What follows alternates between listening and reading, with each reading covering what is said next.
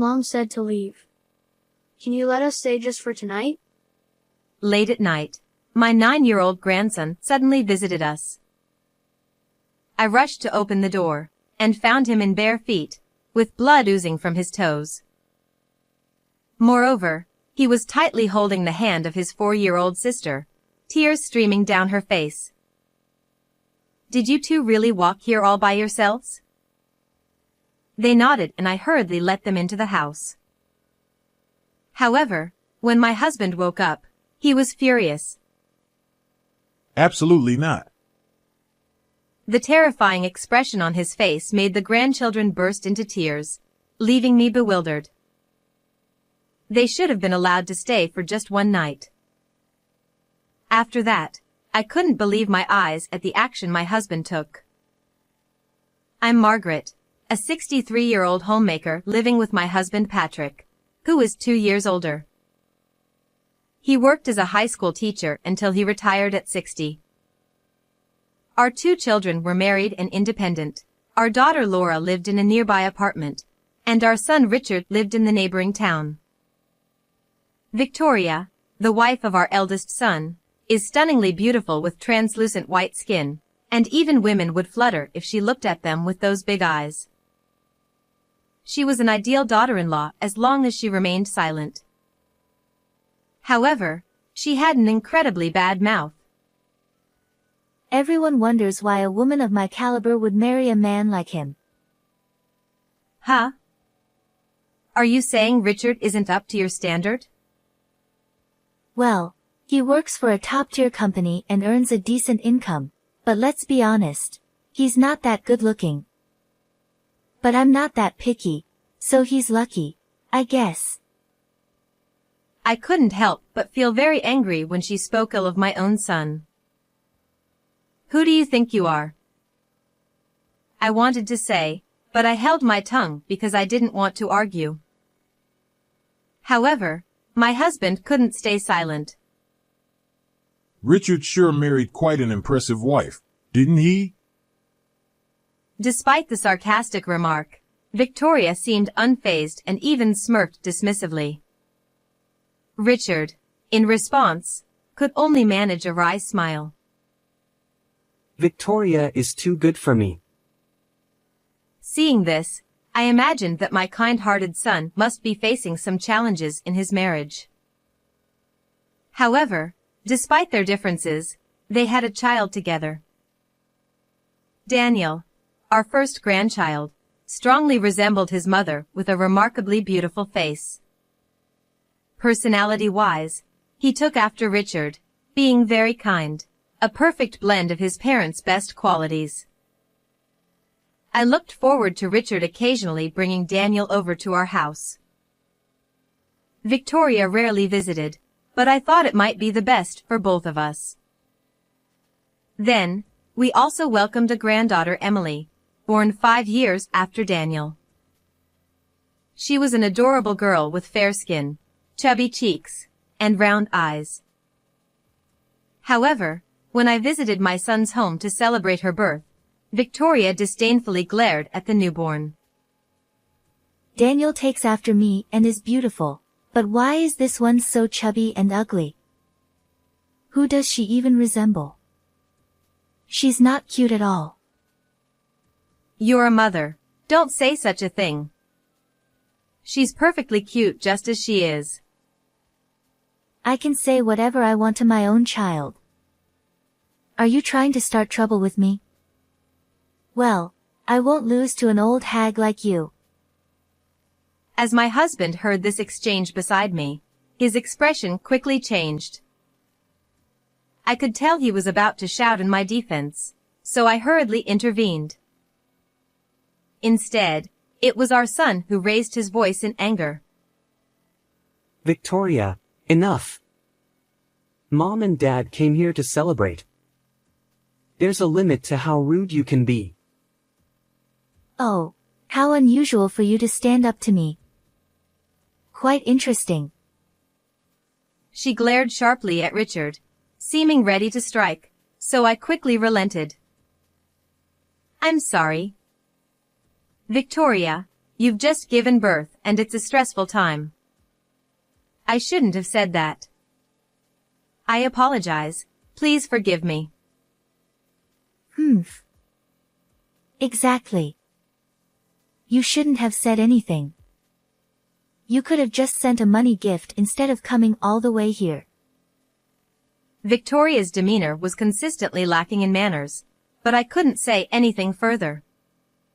Because of incidents like these, we grew distant afterward.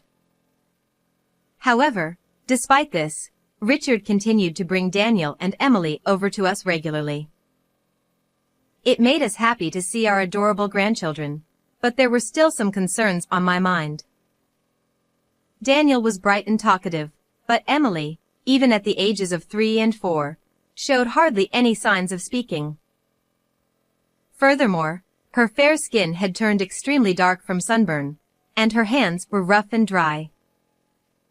When I asked Richard about it, Victoria said Emily loved playing in the garden. That said, the condition of our granddaughter's skin was extremely concerning.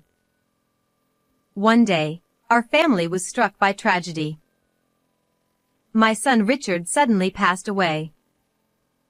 He fell from the stairs of a pedestrian bridge during his commute and was transported by ambulance.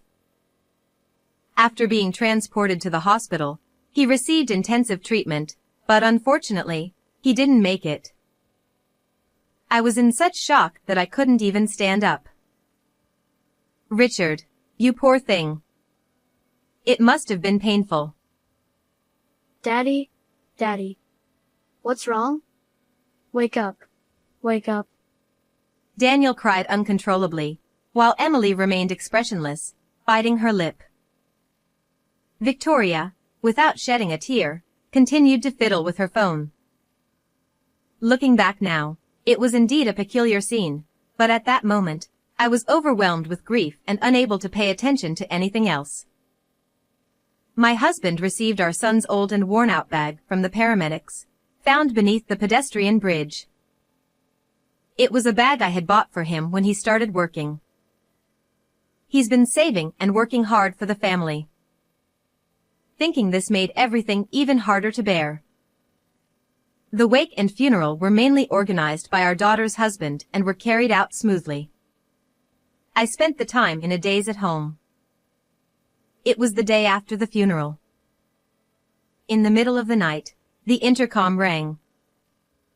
Wondering what was happening, I looked at the camera and saw Daniel's face, biting his lips. I hurriedly opened the door and let him in.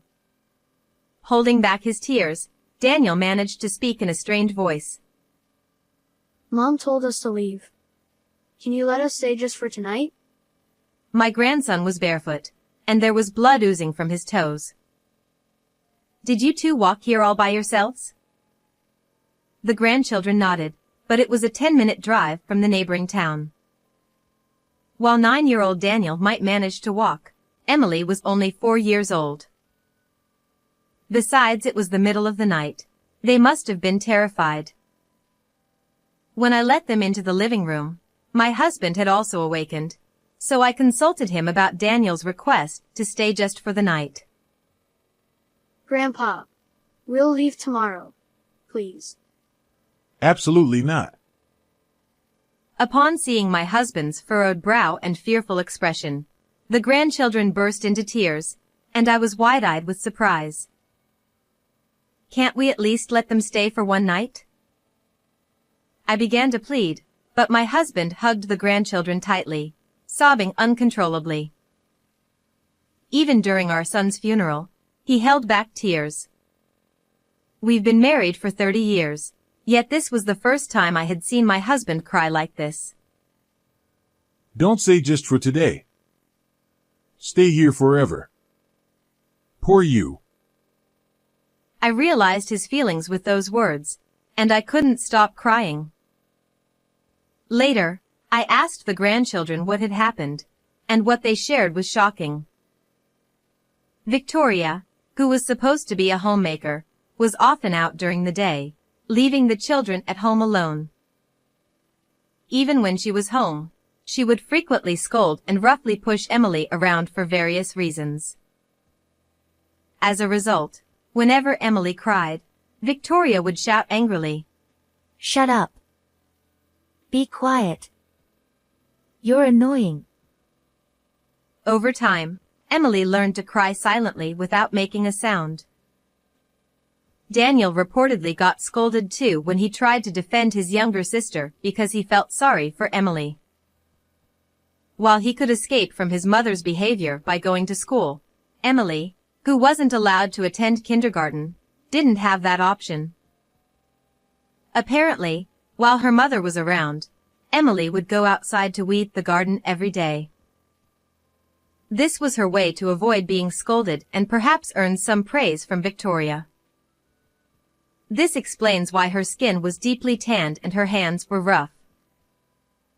Emily's inability to speak might stem from a fear of being scolded. Thinking about this filled me with a sense of helplessness. That evening, Victoria apparently told them that guests were coming and ordered them to go outside. Daniel managed to put on his shoes, but Emily couldn't make it in time and was left barefoot. Victoria quickly locked the front door behind them, so Daniel then put his shoes on Emily's feet and held her hand as they walked to our house to seek help. What a terrible thing to do. Unbelievable. I tried calling my daughter-in-law several times, but couldn't reach her. It was late at night, so I decided to sleep with my grandchildren that night. However, early in the morning, Daniel woke me up. Grandma, I'm sorry for waking you up. Emily said she saw Dad in her dream. Huh? Did she? And then? Dad told Emily to look inside the bag. I was taken aback by what he said, but looking at Daniel's serious expression, I started to wonder if there was something more to it. Then I woke up my husband and told him what Daniel had said. Still groggy, my husband was skeptical at first, but when he checked our son's bag, he exclaimed in surprise. No way. This is outrageous. I can't forgive this. Filled with anger, we decided to take action.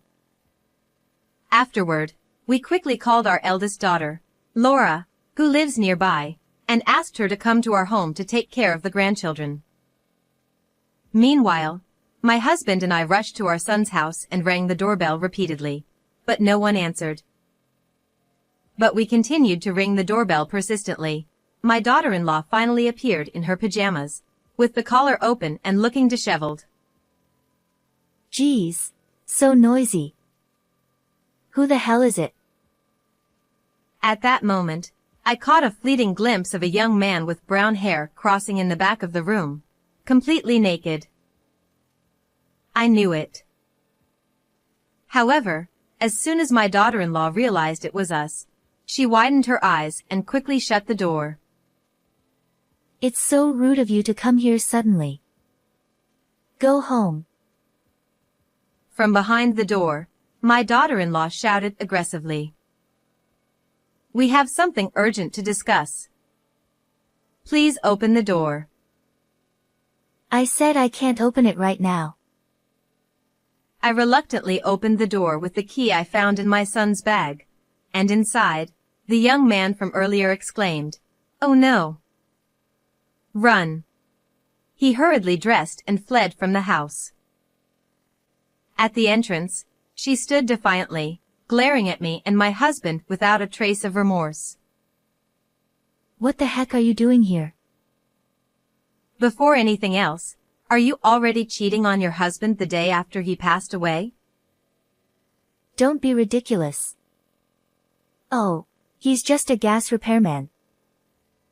Huh, so gas repairmen these days work without clothes on?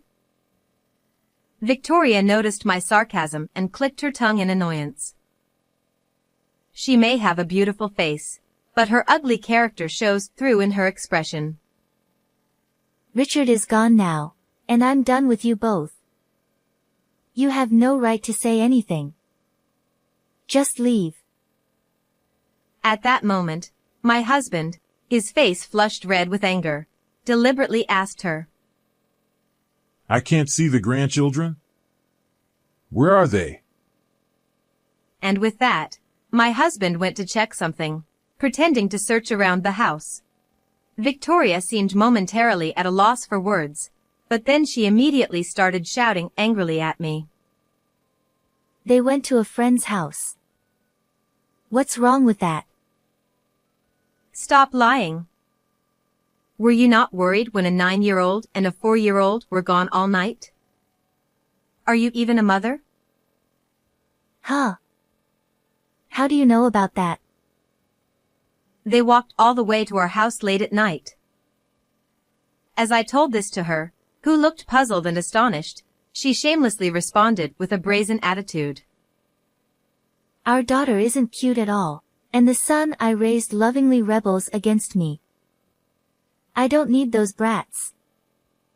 You can take them, but give me money. I want $100,000. It's not much, right? She truly was the worst kind of woman. I felt boiling anger at the thought that my son and grandchildren had suffered because of such a woman. Too bad. You can't spend money behind bars. I've recorded our entire conversation. Huh. You're so naive. I'll be released soon enough just for being a little harsh with the children. It's not just about the children. You do realize that taking someone's life is a serious crime, don't you? And there's evidence. Actually, there was Richard's diary in the bag, and from Victoria's frequent outings, he suspected she was having an affair. On top of that, there was a report from a detective Richard had hired for investigation. According to it, indeed, his wife was cheating with a young man she had met at a pub. The same man who fled from the house. Additionally, the diary also mentioned, "I've been feeling my life is in danger." It seems Richard had experienced several incidents where he narrowly avoided accidents, such as almost being hit by a car while walking or nearly being pushed onto train tracks while on a platform. He suspected his wife was targeting him, and he had taken precautions and was preparing for divorce. That might prove my affair, but it doesn't prove I killed Richard. It's just the ramblings of old people. The police have more important things to do. Can you still say that after hearing this? As I argued with Victoria, my husband appeared holding a surveillance camera he had found. The day before Richard passed away, he had installed a surveillance camera in the living room, as noted in his diary. Upon playing the recording, there was a conversation between his wife and the young man. It went well this time. I pushed your husband hard down the stairs. Thank you. Now we'll get a hefty life insurance payout. Victoria turned pale, her lips trembling uncontrollably. I just said that as a joke. How far can you go with your lies? I'll bring all the evidence to the police and request a reinvestigation. Your affair partner might spill everything about you during questioning. But... Oh, by the way, Laura mentioned something like this. The place where Richard fell is a busy pedestrian bridge, and many cars nowadays have cameras installed. Laura suggested spreading the word on social media to see if there were any witnesses at that time. Victoria's eyes widened, and she looked visibly shaken, placing a hand over her mouth. However, she quickly changed her tone and began to apologize. I'm sorry. I was threatened by that man. I'll give you half of the $100,000 life insurance payout if you overlook this. Excuse me? You're not the beneficiary. That can't be true. We made each other beneficiaries when we got married. I told her that according to Richard's diary, the beneficiary had been changed from her to Daniel already. Richard had set up a trust system that allowed his children to receive the benefits once they reached a certain age, regardless of their current age. That's ridiculous. It was a plan to get a large sum of money. She collapsed on the spot, crying and screaming like a child, utterly miserable. We watched her coldly in silence. Afterward, both were arrested. Taking someone's life is a serious crime, and they are unlikely to be free for a long time. Even if they were to leave prison, no one would want anything to do with them. Currently, my grandchildren live with me. In fact, my daughter and her husband also live with us, supporting us, and they lovingly care for the two children as if they were their own. Emily, who used to be quiet, has started to open up and gradually began to talk more. I am determined to stay strong and see these children's happiness through until the end.